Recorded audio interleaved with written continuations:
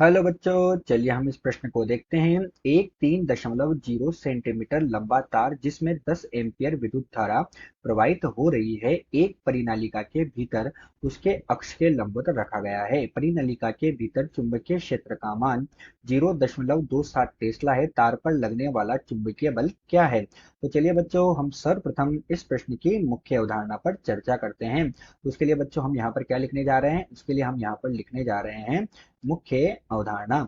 अब बच्चों, इस प्रश्न की जो मुख्य अवधारणा है उसमें हमसे परिनालिका के बारे में कहा गया है और परिनालिका के अक्ष पर लंबवत तार भी रखा गया है। तो बच्चों, यहाँ हम क्या कर रहे हैं? परिनालिका का निर्माण कर रहे हैं। देखो बच्चों, इस तरह से हमारे पास परिनालिका में क्या होता है? एक बेलनाकार भाग होता है। ये तो हो गया बेलनाकार भाग। और बच्चों, ये हमारे पास क्या होगी? इस तरह से हमारे पास परिनालिका का निर्माण होता है। तो ये परिनालिका हो गई। अब परिनालिका में हमारे पास धारा आई प्रवाहित हो रही है माना, और इसकी अक्ष के लंबवत हमने क्या रखा? एक तार को रखा है। तो ये इसकी अक्ष के लंबवत बच्चों में एक तार को रख रहा हूं। तो इसकी अक्ष के लंबवत भीतर हमने एक तार को रख दिया है। तो ये तो बच्चों हमारे पास क्या है? तार है ना? ये हमारे पास क्या है? परिनलिका है। तो जब परिनलिका में धारा आई प्रवाहित होती है, तो धारा आई प्रवाहित होने के कारण क्या होगा बच्चों? उसमें चुंबकीय क्षेत्र उत्पन्न होगा। अब चुंबकीय क्षेत्र उत्पन्न होगा तो उसमें रखा हुआ जो तार है, वो तार क्या करेगा? वहां पर एक चुंबकीय बल का अनुभव करेगा। तो वो तार हमारे पास क्या कर रहा है?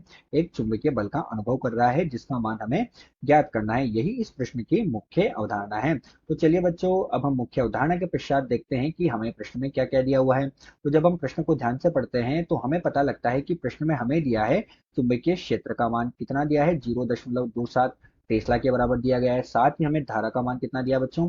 धारा का मान 10 एम्पियर के बराबर दिया। और तार की जो लंबाई है, वो तार की लंबाई हमें कितनी दी गई? 3 सेंटीमीटर के बराबर।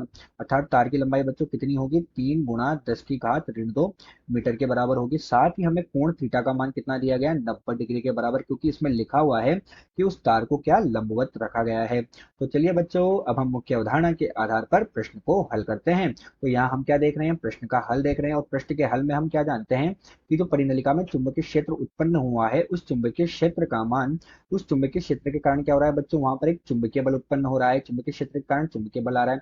तो उस चुंबकीय बल का मान निम्न सूत्र के द्वारा दिया जाता है। उसका सूत्र क्या होता है बच्चों? आई गुणा एल गुणा बी गुणा साइन थीटा के बराबर होता है। जहां हमारे पास आई तो क्या है बच्चों? धारा है। आई हमारे पास क्या है? धारा है। एल हमारे पास उसकी लंबाई है। इन सबका मान हमें दिया हुआ है बच्चों। और बी हमारे पास क्या है? चुंबकीय क्षेत्र है। तो इन सबका मान रखेंगे और हम चुंबकीय बल का मान ज्ञात करेंगे। तो मैं बच्चों इनका मान रख रहा हूँ यहाँ पर। एफ बराबर आई का मान कितना दिया गया बच्चों? 10 एम्पियर। इसकी लंबाई कितनी है? 3 सेंटीमीटर, यानी 3 × 10⁻²2 मीटर।